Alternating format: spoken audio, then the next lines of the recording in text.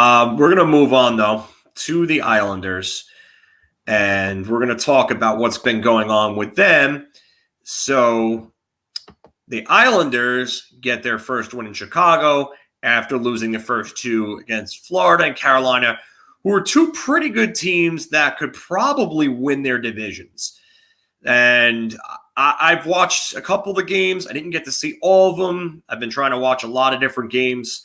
But, Anthony, tell us what you're seeing.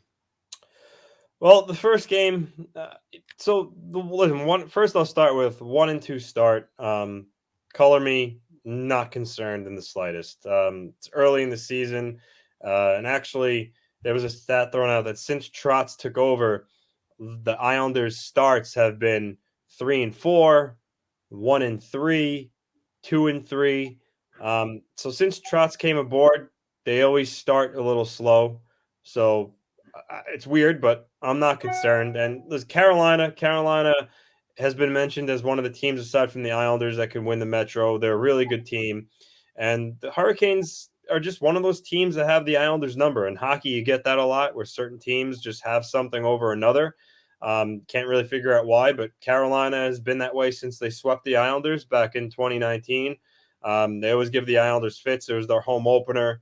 You know, they got 2 goals off of deflection, another goal where Sorokin made the save and Niederreiter, crashed into him and the puck went in. The goal still stood. So it was a bad game, but they just got outplayed by a Carolina team, which I was expecting going into it. The Florida game I did not see. I was out with my wife out to dinner. But from all accounts, Barry Trotz just said the Islanders didn't have it that game. They didn't have their legs. They were a little disjointed. And they just, I think through 2 periods, they only allowed 13 shots on goal. So he said Sorokin couldn't really get into the rhythm of the game. And then in the third period, the Panthers just went off. That one was kind of burn the tape and throw it away. And then last night in Chicago, the first period was pretty ugly. Ilya Sorokin made 18 saves in the first period. And if it wasn't for his efforts in the first period, who knows? Maybe the Islanders 0-3, but he really settled them down. At the end of the second period, he made a stop on DeBrincat, shorthanded breakaway that kept the game at 1 going into the third. And Trotz said that gave the Islanders legs and a lot of confidence going into the third period. And then in the third period, the Islanders played Islander hockey and they took the game away with 3 goals. So first 3 games, definitely not Islander hockey. But I think slowly but surely you're going to start to see the team really get back to the level they're playing that they're capable of. Really impressed with Oliver Wahlstrom. I know we talked about him before, but he's got 3 goals in 3 games. He was shooting the puck from all over the ice last night. And this is the guy that we said for the Islanders can have a big season. He has the shot to do it. And he's playing with Parise and Pajot, which Trotz said that's really been their best line so far this season. They're really hard to play against, and they all can contribute offensively. So my one area concern for the Islanders is, and I know we'll get to it in bar talk, but Zdeno Chara just looks his age. He looks 44 years old. He doesn't look like a Jaromir Jagr 44. No, he doesn't. The thing about him is he's still a force in front of the net. He's big, so he can still move people out along the walls and his reach, so his penalty kill. But it's his foot speed. So in 5-on-5 situations, players just beating him wide to the right, and it's clear to see. And that's why I'm not ready to throw in the towel on him yet. It's 3 games into the season. I'm going to give him some time. But at right now, I haven't really been impressed with the way he looks. And then on the other side, Andy Green, he's been a good acquisition since the Islanders acquired him, a good bottom pair defenseman. But he looks another year older as well. And so that's the issue. I mean, the Islanders have 2, as we mentioned before, one of the best pairings, if not the best shutdown defense pair in the league, in Pelech and Pullock. And last night, Trotz broke them up because the current pairings as it stands with Green and Chara in the minutes, I guess he wanted to try something new, and he was breaking them up and trying out different situations. So, eventually Oh my God. Eventually, I would like to see Sebastian Aho get a shot. You know, he's fast and he can move the puck in place of Andy Green. I think right now they could use a guy like that to help skate the puck out of the zone when they're in harm. But that's really the only worry I have.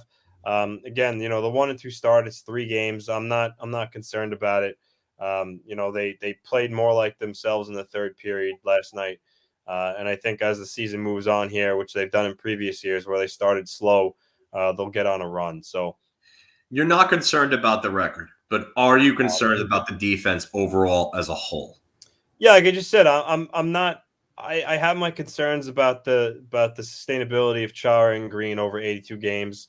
I think they need, because Pelech, Pullock, Mayfield, and Noah Dobson is going to be a very good defenseman too. It's those 2 guys, and when you essentially have 2 guys that you kind of have to shelter and can't really have to really watch their minutes, that can hurt you. So, and the problem is it's so early in the season that it's really hard to find a trade like this early to get another defenseman. So that's why I think giving some minutes to Sebastian Aho for Green, listen, the older guys, giving them rest, every couple games, I think could be a good thing. So getting Aho in the lineup, I think Robin Sala was fantastic in the preseason. I think, as definitely next year, I think he'll be a regular, and maybe even this year at some point he's going to get a shot. He could skate and really move the puck. So those are the type of guys that I think the Islanders need to put in the lineup. But as a whole, I think Trotz's system can protect Chara and Green a little bit because they're not like what you saw in Florida and Carolina. They're not a team that gives up 5-6 goals and gives up all these chances. That's something that doesn't happen. So I think as they get into the sync of things, that will mask some of their woes with the bottom pair with Chara and Green. But I think, and to answer Elz's question here, Robin Salo, rookie, just came over from the Swedish Elite League, looked really good in the preseason. It's just Barry Trotz likes to bring his youngsters along slowly, so he's a guy that can get a look. And then Sebastian Aho, who they're carrying right now as the 7th defenseman, is is young and he's got a lot of legs, so he might get a shot here, coming up shortly. But that's clearly the one concern. But I think they're, as you saw in the third period against Chicago, they started playing more similar Islander hockey. And again, they're 1 and 2. The Colorado Avalanche are 1 and 2. I don't think anybody's panicking Colorado. So 3 games, it's insignificant, especially with, I said, how they started the previous 3 seasons under Trotz, where they struggled out of the gate.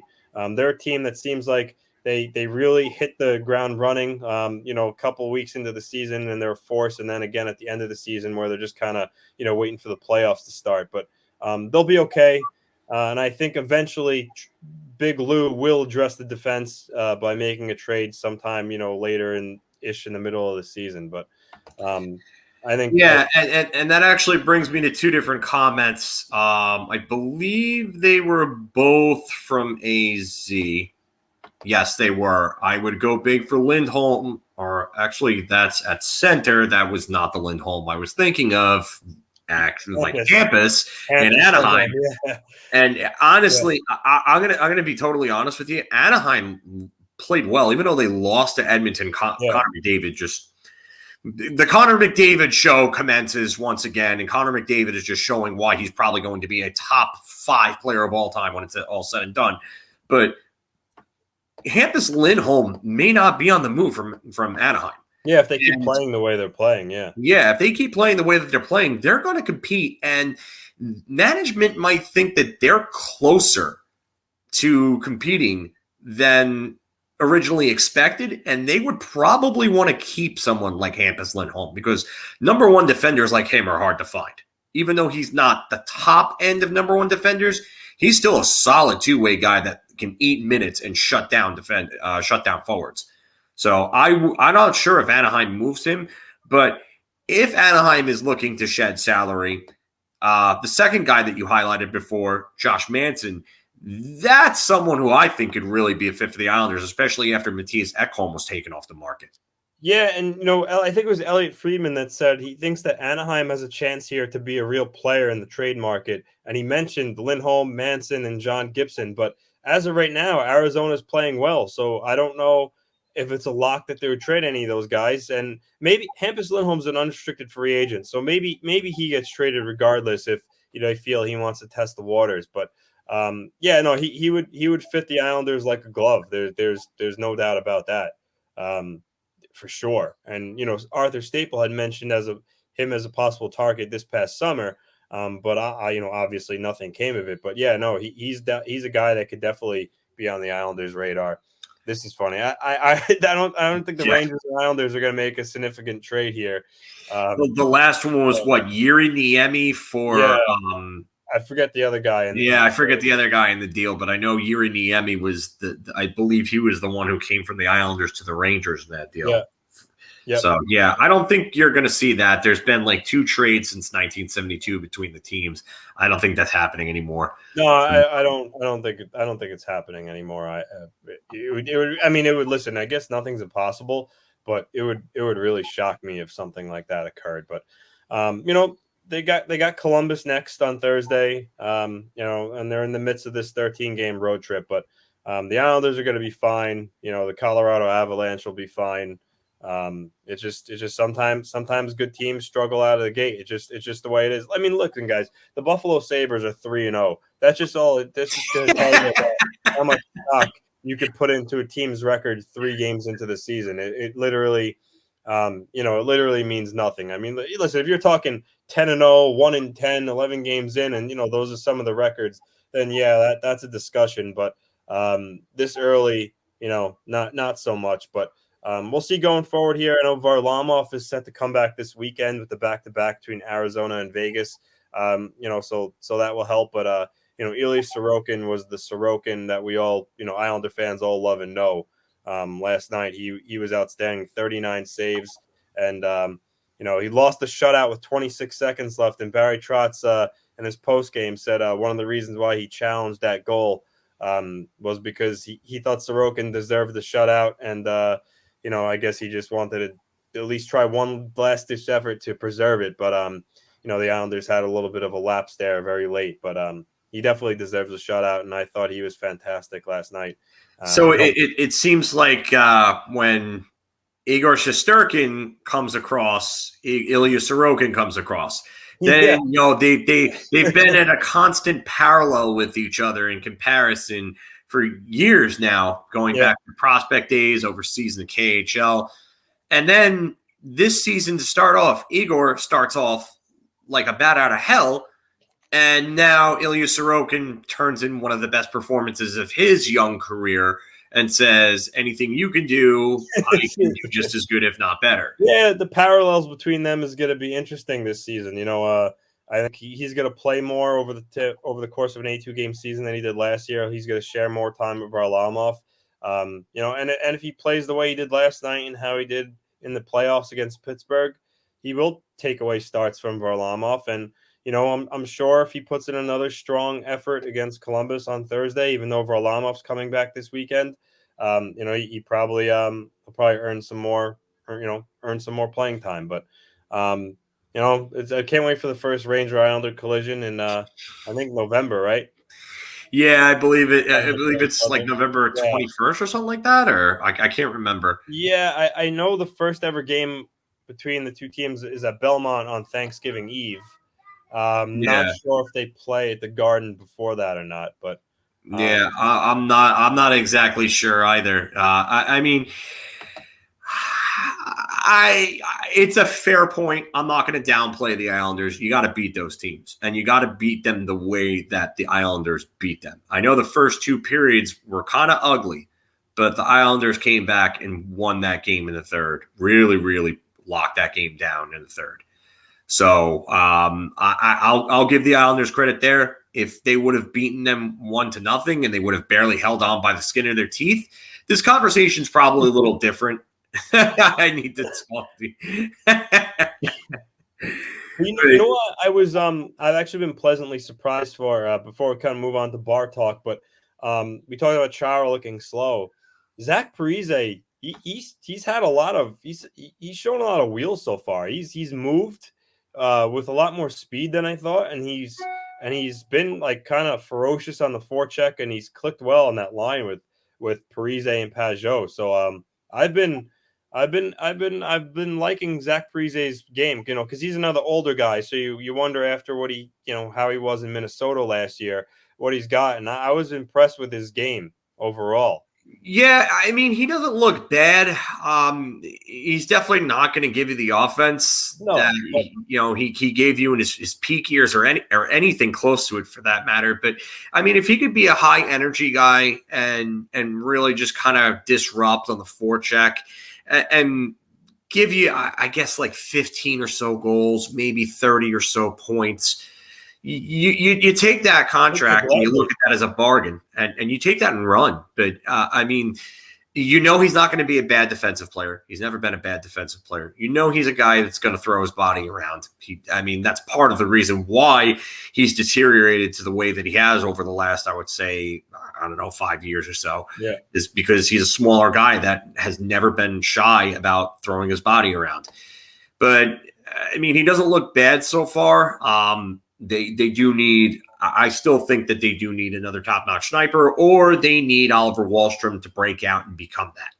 And if Oliver Wahlstrom breaks out and becomes that, not only do you get yours, but you don't have to spend a lot of cap or assets to do so. And just like how we talked about with Shesterkin playing at Vezina level while it's still early, Wahlstrom shows he might be doing that. 3 goals in 3 games, and with how he performed last year, I think a lot of Islanders have big expectations of him this year. I think he could be really one of their better goal scorers on the roster this year.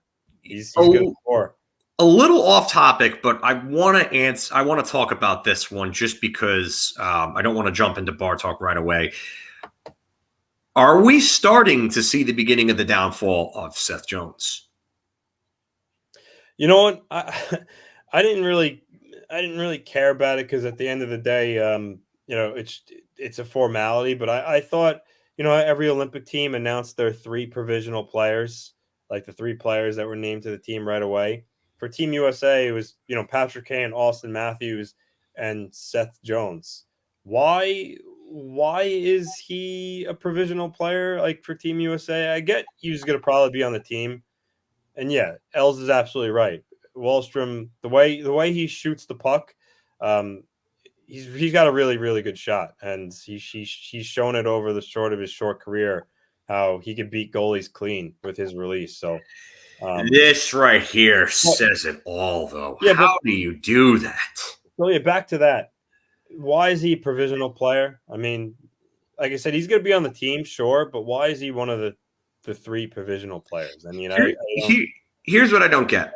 Seth Jones had a tremendous 2017-18 season. He possibly could have won the Norris that year. He was that good.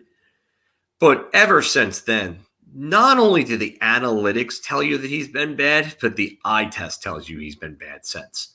And he was playing for the vast majority of that time, with Zach Werenski, who the eye test shows is an analytics darling, is an analytics darling, and the eye test shows you that he's great as well.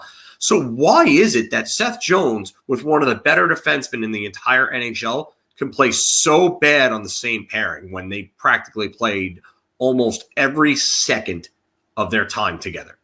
It doesn't make any sense to me. Well, I could tell you, isn't Stan Bowman the general manager of Team USA? And there you go. Yes. It's like nepotism. It's basically like nepotism. The family takes care of the family. And I get, regardless of who the GM was, Patrick Kane should have been one of the 3 provisional players. Of course. I'm not going to say that was, because he plays for Chicago, but you have to think that Seth Jones playing for Chicago is the reason why he's one of the 3 provisional players. I mean, of course, because who in their right mind is going to doubt the selection of Patrick Kane right off the bat? He's still arguably the best American-born player alive. Yeah, no, he is. He is. I mean, when it comes down to it at the end of the day, Patrick Kane's probably going to finish with 1,500 points, and he's going to be regarded as arguably the best American-born player ever. Yeah. So I have no problem with that. He still has a ton left in the tank, and he will be an effective NHL player for a very, very long time. Yep. So I have no problem with that. If you like that video, we got a lot more. So check out any of these that are right over here. And don't forget to like, share, and subscribe. Your ideas are intriguing to me, and I wish to subscribe to your newsletter.